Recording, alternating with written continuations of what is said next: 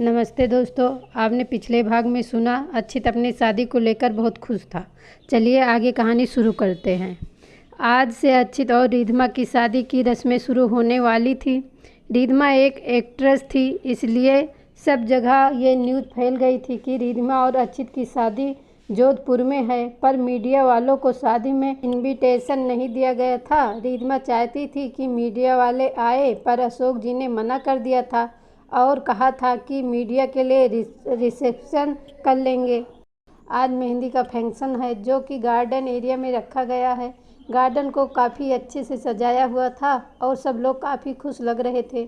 सब लोग इस वक्त गार्डन एरिया में थे। घर की सभी लेडीज़ मेहंदी लगवाने में बिजी थी, वहीं सारे जेंट्स आपस में बातों में बिजी थे। आई वांट परफेक्ट मेहंदी, जैसे मैंने कहा है वैसे ही डिज़ाइन होनी चाहिए, समझ गए? रिधमा ने मेहंदी आर्टिस्ट से कहा और उन्होंने अपना सर हिला दिया और फिर रिधमा के हाथ में मेहंदी लगाने लगे। वहीं अक्षित दूर से रिधमा को देख रहा था, नज़र मत लग जाए उसे। अंश ने उसके पास आते हुए कहा, मैं कोई नज़र नहीं लगा रहा, मैं बस उसे देख रहा था, अक्षित ने कहा। अंश अपनी आई रोल करते हुए बोला, हाँ हाँ पता है। अंश की नज़र अक्षित के हाथ पर गई और उसने उसके हाथ को पकड़ते हुए कहा, क्या बात है, मेहंदी ऑल एंड है? अक्षित ने अपना हाथ उसके हाथ से झटकते हुए कहा, तुझे इससे क्या? कुछ नहीं ब्रो, देख रहा हूँ कि प्यार में दीवाने आशिक कैसे लगते हैं। सुबह से तुझे एक मैं ही मिला था परेशान करने के लिए। हाँ, वो गाना नहीं सुना क्या तूने? एक ही तू यार मेरा, मुझको क्या दुनिया से लेना, उसने उस गाना सुनाते हुए कहा। अक्षित ने अपना सर हिला दिया। दूसरी तरफ शिवान्या तनु के बगल में बैठी हुई, जो मेहंदी वाली को कैसे मेहंदी लगानी है उसके बारे में बता रही थी। वो तनु से बोली, क्या बात है यार, डेकोरेशन तो काफ़ी अच्छी की है तूने। वो आसपास गार्डन में हुए डेकोरेशन को देखते हुए बोली। तनु ने आर्ट के साथ कहा, अभी तो तूने डेकोरेशन देखी कहाँ है, शादी वाले दिन देखना। सबको मेरी वेडिंग प्लानिंग का दीवाना न बना दिया तो कहना। शिवान्या बोली, हाँ हाँ मेरी मिस एक्सपर्ट मैम, आपकी मेहंदी हो गई है। मेहंदी वाली जो कि तनु के हाथ पर मेहंदी लगा रही थी उसने कहा। तनु के हाथ की मेहंदी को देखकर शिवान्या एक्साइटेड होते हुए बोली, वाओ यार कितनी अच्छी लग रही है। तनु ने उससे कहा, चल आजा अब तू भी मेहंदी लगवा ले। शिवान्या ने ना में सर हिलाते हुए कहा, बिल्कुल नहीं, ये नहीं लगवाने वाली। तनु ने कहा, हाँ मुझे पता है कि तुझे ये बिल्कुल पसंद नहीं है, पर आज तुझे थोड़ी सी भी मेहंदी तो लगानी ही पड़ेगी। शिवान्या तनु पर। तनु ने उसे बीच में ही रोकते हुए कहा, पर वह कुछ नहीं, आज मैं कुछ नहीं सुनूंगी, आप इसे भी मेहंदी लगा दीजिए। आखिरी के शब्द उसने मेहंदी वाली की तरफ देखते हुए कहा। मेहंदी वाली ने भी अपना सर हिला दिया, पर जैसे ही वो शिवान्या का हाथ लेने के लिए अपना हाथ आगे बढ़ाया, शिवान्या उठकर वहाँ से भागने लगी।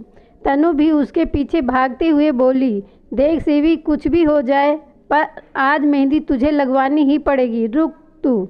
शिवान्या अभी भी भाग ही रही थी। वो तनु से बोली, देख यार, एक बार तू मुझे किसी बिल्डिंग की छत से कूदने के लिए कह दे तो मैं कूद भी जाऊं, पर ये मेहंदी मेरे से नहीं लगवाई जाएगी। वो दोनों अब पूरे गार्डन में भाग रहे थे और सब उन्हें देख मुस्कुरा रहे थे, सिवाय प्रेरणा और रिधिमा के। शिवान्या अब गार्डन के एक कोने की तरफ आ गई थी।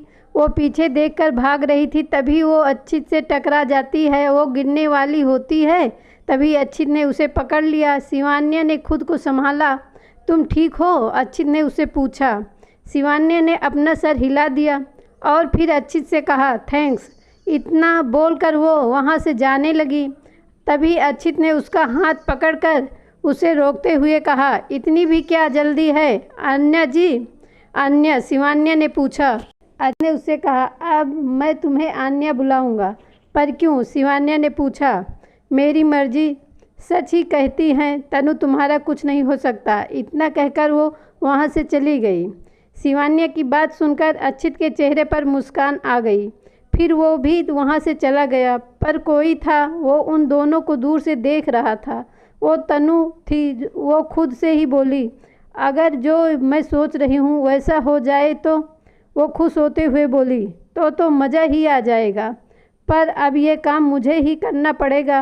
यही सब सोचते सोचते वो भी वहाँ से चली गई। शाम के वक्त मेहंदी का फंक्शन काफ़ी अच्छे से हो गया था। तनु और शिवान्या गार्डन में बैठे हुए थे।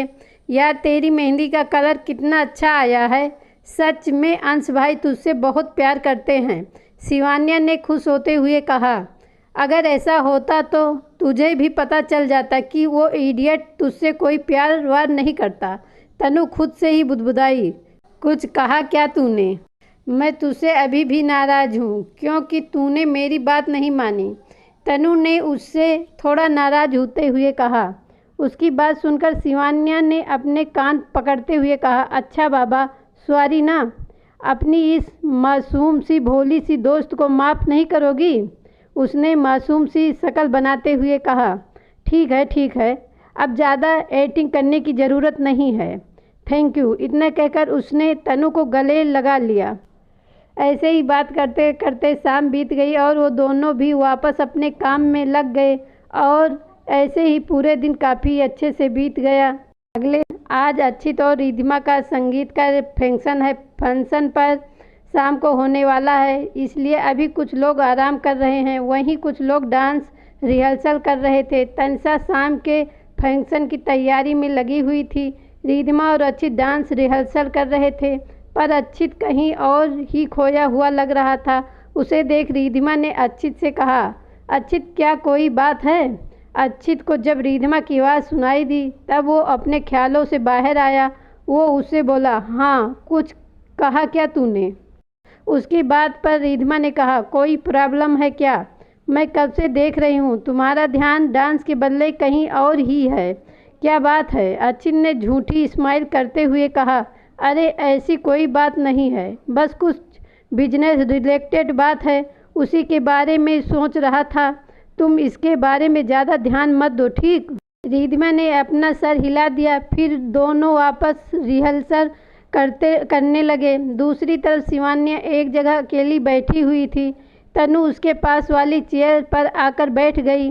उसने बैठते ही शिवान्या से पूछा, क्या हुआ, इतनी उदास क्यों लग रही है तू? कुछ नहीं, बस ऐसे ही। क्या उन लोगों ने फिर से कुछ कहा क्या तुझे? तनु ने थोड़ा टेंड होते हुए पूछा। ऐसी कोई बात नहीं है तनु, इट्स जस्ट कि अब परसों रिधिमा की शादी हो जाएगी, उसके कुछ ही दिनों बाद पापा मेरी भी शादी करवा देंगे, शिवान्या ने कहा। तनु ने उससे आगे कहा, एक बात पूछूं, देख सच सच बताना। शिवान्या ने अपना सर हिला दिया और फिर तनु ने आगे कहा, तू ऋषभ से शादी नहीं करना चाहती है ना? शिवान्या ने कुछ नहीं कहा। तनु समझ गई। फिर उसने आगे कहा, अगर तू नहीं चाहती कि तेरी शादी उससे हो तो मत कर ये शादी, देख। शिवान्या ने उसे बीच में रोकते हुए कहा, तू क्या बात लेकर बैठ गई तनु? अभी रिधिमा के संगीत पर फोकस करते हैं, उसने बात बदलते हुए कहा। तनु ने फिर आगे कुछ नहीं कहा। ऐसे ही दिन बीत गया और शाम हो गई। शादी के फंक्शन गार्डन एरिया में ही रखे गए थे। गार्डन के एक एरिया में बड़ा सा स्टेज बना हुआ था, उसके सामने लोगों के बैठने के लिए चेयर रखी हुई थी। अक्षित और रिधिमा के लिए अलग से सोफा रखवाया हुआ था और पूरे गार्डन में काफ़ी खूबसूरत डेकोरेशन की गई थी। सब लोग वहां पर आ चुके थे। फिर तनु और अंश ने मिलकर फंक्शन को होस्ट किया। सबने एक एक करके डांस करना शुरू किया। सबसे पहले अशोक जी और निहारिका जी ने डांस किया, उसके बाद प्रेरणा और आकाश जी ने। ऐसे ही सब लोगों ने बारी बारी आकर डांस किया, यहाँ तक कि अक्षित की दादी ने भी डांस किया, जिसे देखकर अक्षित के साथ साथ सब लोग हैरान हो गए थे। शिवान्या का डांस करने का बिल्कुल भी मूड नहीं था, पर ऋषभ के कहने पर वो इसके लिए मान गई और आखिर में अक्षित और रिधिमा ने डांस किया, जो कि सबको पसंद आया। पर अक्षित के चेहरे पर खुशी नहीं दिखी रही थी जैसे इतने दिनों से थी, और ये बात अंश ने नोटिस कर ली थी। उसने जब अक्षित को अकेला देखा तो वो उसके पास गया और उससे पूछा, क्या बात है? अक्षित ने उसके सवाल का जवाब देते हुए कहा, बात नहीं तो कोई बात नहीं है। अंश ने आगे कहा, देख तू जानता है कि तू कितना भी छुपाने की कोशिश कर ले पर मुझे पता चल ही जाता है और तुझे देखकर लग रहा है कि कोई बात ज़रूर है जो तू मुझसे छुपा रहा है। उसकी बात सुनकर अक्षित ने एक गहरी सांस ली। फिर उसने अंश से कहा, ऐसा कुछ भी नहीं है जैसा तू सोच रहा है। ओ बस शादी की थोड़ी नर्वसनेस है और कुछ नहीं। तू बेकार में टेंशन मत ले और मुझे भी बता दे। उसकी बात पर अंश को यकीन तो नहीं हो रहा था पर उसने आगे कुछ नहीं कहा और वहाँ से चला गया। उसके जाने के बाद अक्षित ने खुद से ही कहा, मैं चाह कर भी तुझे नहीं बता सकता कि मैं क्या करने वाला हूँ। शायद उसके बाद तू मुझसे बात भी न करे पर मुझे ये करना ही होगा। शायद इसी में सब की खुशी है। वो खुद से बात ही कर रहा था तभी तनु उसके पास आई और बोली, खुद में बड़बड़ाने की नई बीमारी पाल ली है क्या? उसकी बात सुनकर अक्षित ने कहा, क्या लगता है तुम्हें? हाँ, लग तो रहा है कि बीमारी हो गई है पर कोई बात नहीं, मेरे पास इसके लिए एक परफेक्ट डॉक्टर है। उसने शिवान्या की तरफ इशारा करते हुए कहा। अक्षित थोड़ा मुस्कुराया फिर बोला, हाँ सही कहा तुमने। अच्छा ये सब छोड़ो और ये बताओ उस लंगूर के बारे में कुछ सोचा कि नहीं? तनु ने ऋषभ की ओर देखते हुए कहा, जो शिवान्या के पापा से कुछ बात कर रहा था। हाँ, उसका इंतजाम मैंने कर दिया है, अक्षित ने कहा। तनु ने एक्साइटेड होते हुए कहा, रियली क्या? अक्षित ने कहा, मेरी शादी के दिन पता चल जाएगा। तनु ने कहा, पर अभी बताने में क्या जाएगा तुम्हारा? अक्षित ने कहा, वो क्या है ना कि मुझे एक और बीमारी भी है लोगों को सरप्राइज देने की। उसकी बात सुनकर तनु ने आई रोल करते हुए कहा, ठीक है, शादी वाले दिन अगर कुछ नहीं हुआ ना तो देख लेना तुम। इतना बोलकर वो वहाँ से चली गई। उसके जाने के बाद अक्षित ने मन ही मन कहा, शादी वाले दिन बहुत कुछ होने वाला है। फिर वो सभी सबके साथ आकर वापस आकर बैठ गया।